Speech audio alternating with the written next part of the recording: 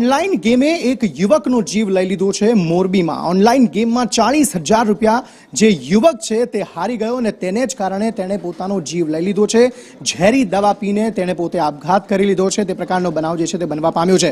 Online ગેમમાં પૈસા હારી જતા તેણે જીવન ટૂંકાવ્યું છે। આ કોઈ પહેલો મામલો નથી। આ પ્રકારના મામલાઓ અનેક વખત આ પહેલા પણ સામે આવી ચૂક્યા છે કે જ્યારે ઓનલાઈન ગેમમાં પૈસા હારી જતા નાસીપાસ થઈ જવામાં આવે છે।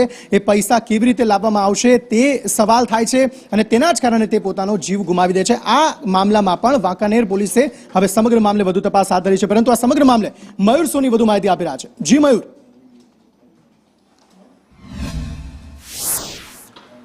અંકિત, ઓનલાઈન ગેમ છે એક પ્રકારનો જુગાર જ છે ને આ જુગારની અંદર અનેક લોકો બરબાદ થઈ ગયા છે તેના કિસ્સા સામે આવી રહ્યા છે।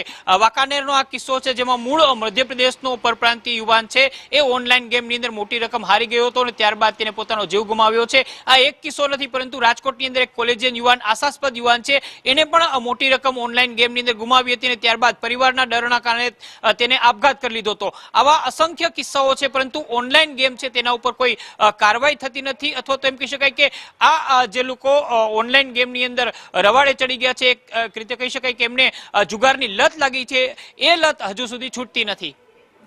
જી મયુર, આભાર સમગ્ર માહિતી આપવા માટે।